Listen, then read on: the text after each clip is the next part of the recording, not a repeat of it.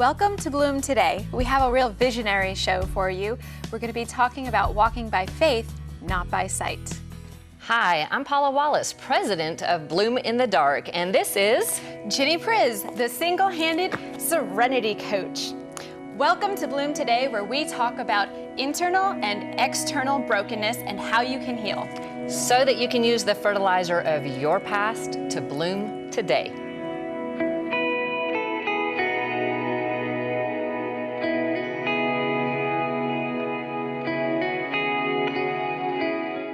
Hey everybody, so today we're talking about walking by faith and not by sight. But the funny thing is, all I can think about is showering by faith and not by sight.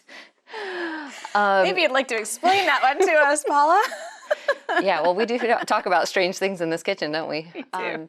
Yeah, I had just colored my hair because my hair is mostly gray and white after being blonde, right? So I color it black for fun.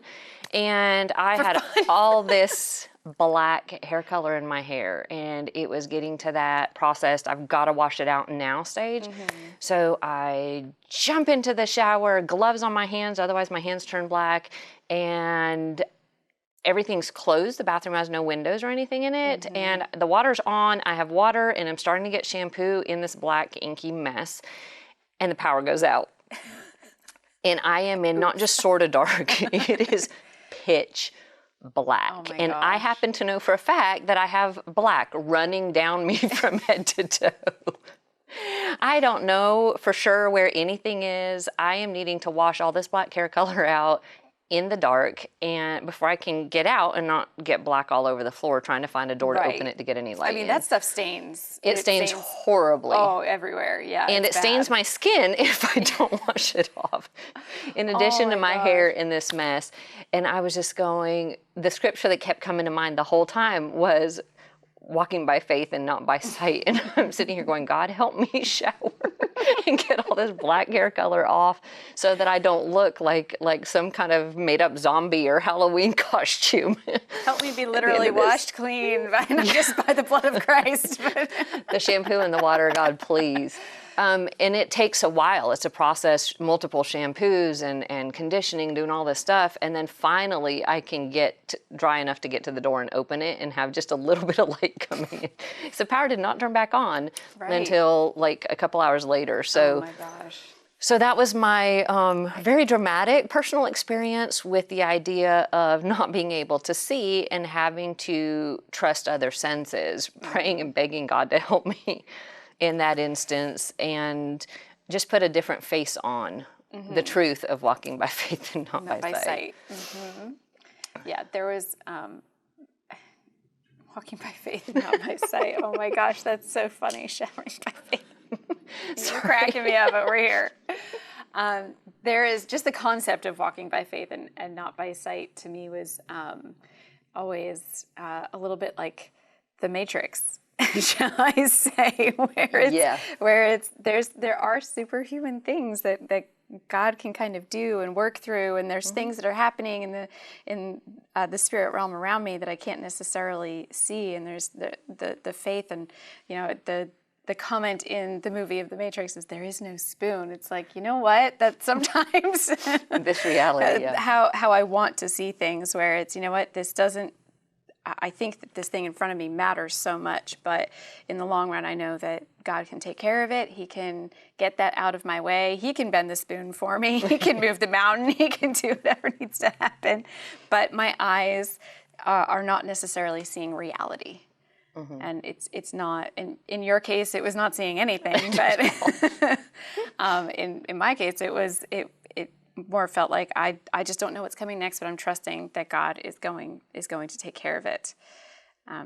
Which oddly enough reminds me of a fortune cookie that I got one time. I don't know why. There is always a path over the mountain, though it is not visible in the valley.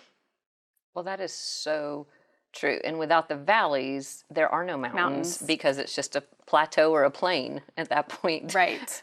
Just another reminder to me when the valley seems really dark and Yes, and with God, I've always had to say, okay, one step at a time, one baby step at a time, it feels like, and how do you get up the mountain and take that path? The only way I'm going to discover that path, I can't see it from the valley, is I have to take that step of faith and step out and step out.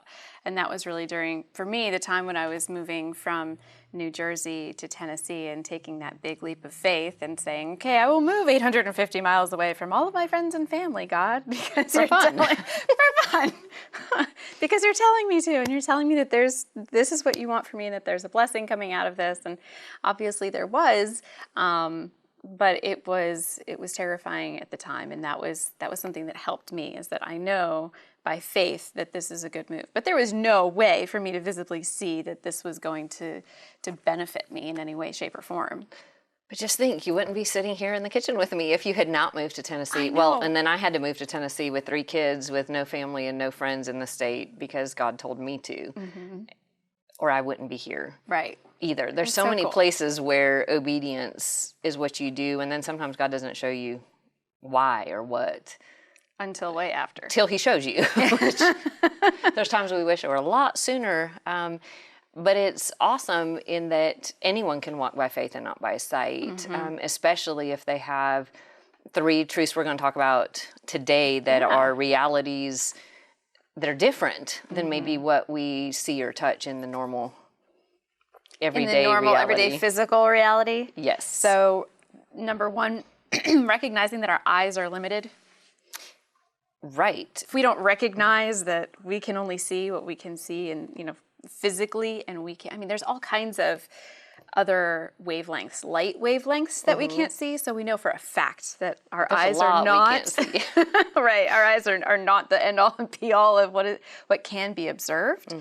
And that helps me to understand how, if God can see all of these other wavelengths and things that are here, then there surely is, even beyond that, the idea of the spirit realm and angels and God. Unfortunately, demons and everything that's going on here is working together, and God is here with me, even though I don't necessarily see him with my eyes. Which is so true, and that's why the scripture actually really does say in Corinthians 5:7 to walk by faith and not by sight, because there's so much. We wrestle not against flesh and blood, but against principalities and powers. That whole concept is the difference between how we gauge things in the tangible world we see versus the spiritual world we don't see, that is more real than the world we do see, because that has eternal ramifications. This is again, we're getting to the Matrix. That's more real. The other world is more real. What we see is not real. But God wants us to actually recognize his eternal best for us, and that he's trustworthy in what he's chosen based on his eternal best, which sometimes doesn't look or feel very good in the temporal, present, tangible world. And I've learned that through so many of the hard things in my life that actually have had miraculous results and outcomes because of the eternal best God was bringing out of it to change my life, to heal, to bring others healing, when the process was a nightmare. Oh, yeah. That's probably the understatement of the year right there. What? The process is horrifying sometimes, or it can feel that way. But he brings us through because he wants our eternal best.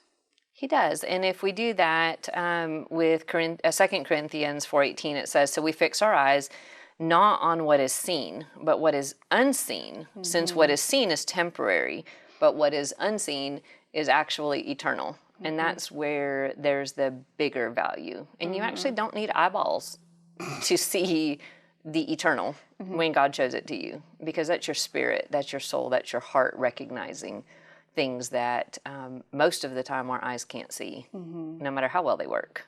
And he is working for us and with us in all of these things. He is trustworthy, and we can trust that, oh my goodness, that what is physically around us is not the be all and end all, that there is more. And when we know he's this like timeless being, oh my gosh, how does that work, right? Here we are back in sci-fi, but this timeless being, we can trust that he knows where all the pieces are going to fit, and he is working in those things for our good. Right, but sometimes he seems to tell us to do something and we can't see how to do it. We can't see the outcome to do it. Right.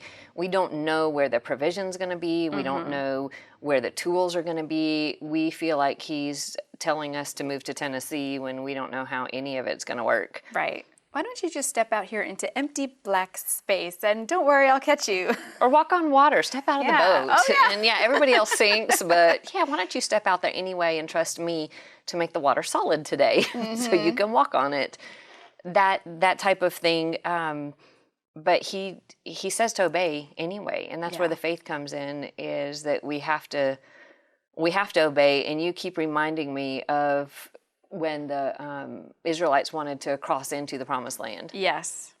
This was huge. And it was huge for my move to Tennessee, but it's continued to be a huge principle in my faith walk, is that they needed to step out into the Jordan River. And once all of the men who were carrying the Ark of the Covenant were in the water. So the guys up front were probably like really wet trying to, wade through this. And while the guys in the back are just possibly, just stepping in.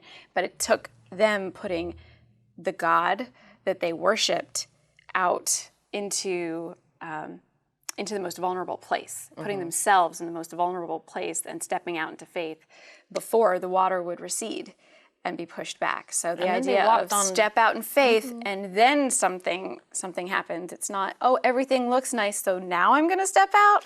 It's the exact opposite of that.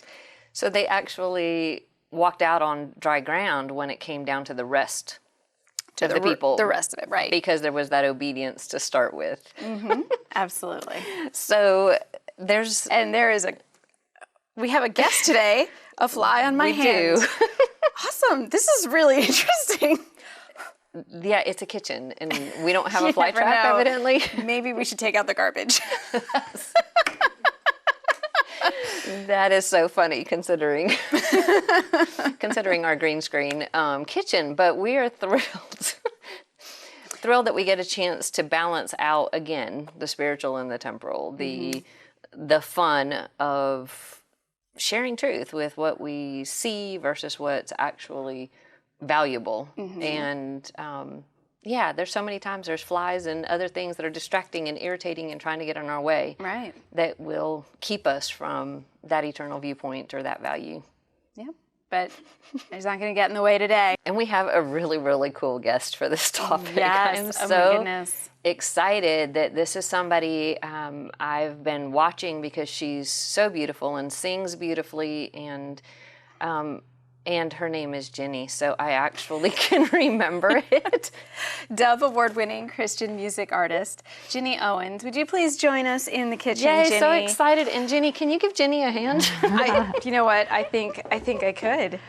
Hello, Ginny. Welcome to the kitchen. Welcome. Here's your hand, dear. Thanks. Just for you. I wonder if the hand and the stick would work together. That's kind of creepy. Oh, weird. We come with accessories. I Ginny's, know, right? That's right. All the Jennys have accessories. And now y'all are making this a Ginny sandwich, and I get to sit between. There's Ginny and Paula. And Paula. I'm just Paula, y'all, in between the Ginnies. Well, Paula is a lovely name. But it's not Ginny. Oh, well. It's okay. It's okay. Right. You're individual. That's right. I'm special. Usually we're the oddballs with our names, so hey. Which is why having y'all both here, where you have, these visible handicaps, special things. People like remember the girl with one arm, and I'm the girl with the girl with one arm. That has the show with the girl with one arm. It's pretty funny when they don't recognize me, but when I tell them about Jane, oh yeah, I know her. Oh, you're the girl with her. Funny. Okay. Hilarious. It's not by choice, so what can I say? No, and Ginny, yours was obviously not by choice either. Right. You're handicapped, so you were blind at 3, is that right? Correct. I had limited vision due to a hereditary condition passed down from my dad's side of the family. So I lost my sight at the age of 3. Yeah. Do you have any memories before that? I don't. I don't. I can sometimes dream. I can sometimes see when I dream, but then when I wake up, I can't remember what it was like to see. So Interesting. yeah, it's kind of crazy. But when I was 3, I had a surgery that they were hoping would restore my sight, and actually ended up taking the sight that I had left away. And so Oh, wow. after that, though, my mom says that I, sort of spent 6 weeks down, and then just, it was like I woke up one day and everything was fine, and it was like I never missed it at all. So life's pretty much been that way ever since. Well, and you do such a beautiful job of living all out and not thanks. letting that seem to stop you. Like everything I see, everything I know about you is just living all out, which, I mean, I know it's a process, and today you're going to share with us some of that process that it's taken from when you started out at 3 and did lose your sight. But what was the first thing you do remember? The first thing I do remember, wow. I remember playing with the neighbor kids really well. And I was quite a tomboy, so I loved to climb trees and ride my bike all over the neighborhood and roller skate and scare the neighbors half to death. I'm sure. So, yeah, that's really what I remember. And then I remember going to school and realizing pretty quickly that there was something wrong, that I was different, and therefore, other kids were awkward around me, that I didn't belong. And So you didn't go to a school for the blind specifically? Well, I eventually did half day at the School for the Blind. Okay. And then I would do my other classes at the public school. So, yeah. I ended up, really having a lot of fun in school eventually. But as an elementary student, not so much. And just, because at that point, kids are looking for someone to pick on. They need to have an object of to sort of harass, and so I got the brunt of that a lot. I'm sure you did, and that's sad, but it is a normal thing when there's anything different about somebody, Right. But people who got to know you obviously got past that. Yeah. At some point. Yeah, I think so. I made a lot of friends. I think just, well, for me, it just meant that I had to keep showing up, keep trying, keep trying to connect with people. And, my friends that became good friends stayed good friends. So that was a very, sweet thing to learn, is that, even in hard times, many great friendships can be made. So.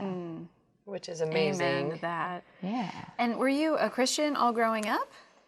So I was pretty much. My grandfather was a pastor. My dad in my early life was a pastor, and so we were in church every time the door opened, I think. And so yeah, I became a Christian at 4. And of course, as a 4-year-old, you don't know a whole lot about faith, but Right. I loved singing to Jesus and about Jesus, and I believed he was in my heart. And so that was a very, a faith that ultimately would be tested and tried in all kinds of ways, but it was a very sweet way to begin my faith journey. And did you always love music then? I did. I always loved music. My family always tells stories of me, embarrassing stories that I would never repeat now, but stories of me as like a 2-year-old, standing up on the front church pew and telling the choir they were not singing Handel's Messiah correctly, and explaining to them how they should be singing it. That is phenomenal. Yes. So now I'm too shy to do that, but apparently that was my initial life. So I loved music. We had an old church piano with a few keys missing that was really out of tune that the church was going to give away to someone, but my parents said that they would take it. So it ended up in our dining room for all my growing up years, and I learned to play and write songs on that. So yeah, always loved music. Always been very moved by it, and I've always loved the connection that it makes, with other people and with hearts. We all, we can sing a lot of things that we can't say. We can sing a lot of truth that we can all relate to that doesn't go as well when we say it. So that's totally true. I agree. yeah. I agree, yes. And there's just something about a melody that forgives many things. Right. It's very true. And portrays many things. You know, they say a picture is worth 1,000 words. I think a song must be worth at least 10 times that. Yeah, absolutely. So what do you feel like your biggest struggle was in coming to the level of faith and in ministry that you do through music? And I know it wasn't a straightforward, just instant, perfect Journey for you. No, you know, I feel like growing in faith is a daily struggle, right? I mean, it's something you don't ever, well, at least I don't ever feel like, I got this, you know, I've got this under control, I understand it. I think at first it was, you know, when I first graduated from college, I really thought I was going to be a high school music teacher. That was kind of my goal for several reasons. I had gone to Belmont University in Nashville, so I didn't think there was ever any possible way that I would make a living doing music, because everyone did music. Doing music. Yeah. Right. So there was that, but then also I really I didn't like the stereotype that a lot of people have that blind people have to do music. So I thought, if I teach, then at least I'll be a legit human being.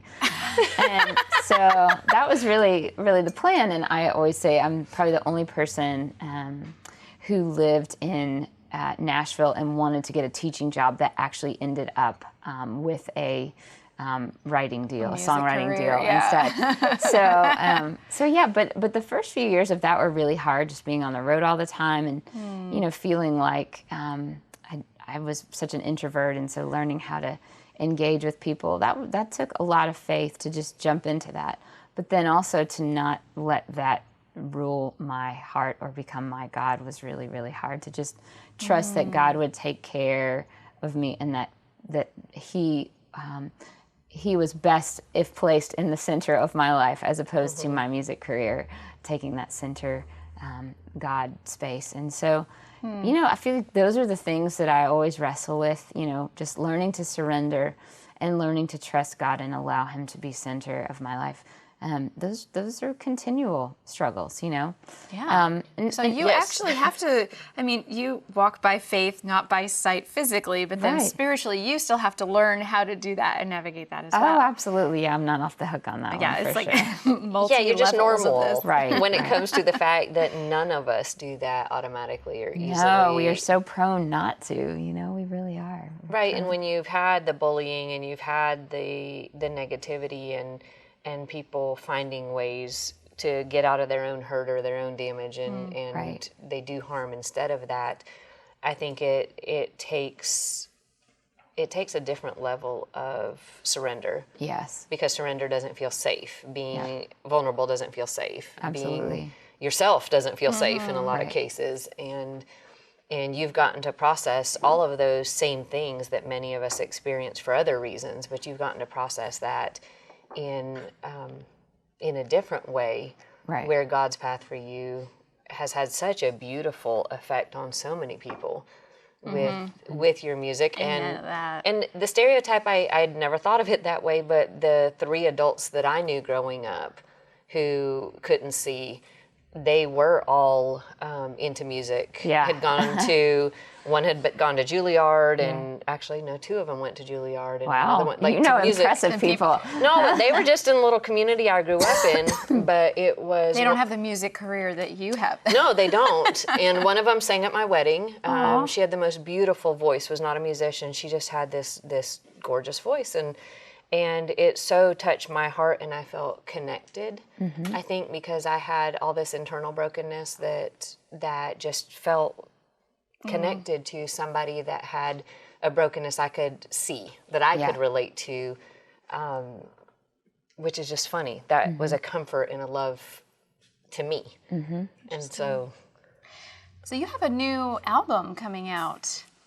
Or that has come out. Yeah. So tell us a little bit about that. And a book? And a book. I know, we have so many. Oh my gosh. So many things. So I have an album out called Love You the Loudest that is just all about the truth that our lives change and how our lives change when God's voice becomes the loudest, when His voice of love, His voice of truth is what is compelling us and driving us every day. So, and then the book is sort of it's actually the same theme. As I started to talk about the album, once it was released, I realized, man, this needs like a companion piece to go along with it. Right. So it's essentially a 14-day devotional. It's called Love Be the Loudest, Hearing God's Voice Above the Noise. And it's, Wow. yeah, just basically the same idea of how does God's love actually change our lives if we allow it to speak to our hearts and through us, and it's, I think that most of us have sort of a skewed view of God in some way. Either he's the taskmaster, in the sky, or he's the Santa Claus in the sky, right.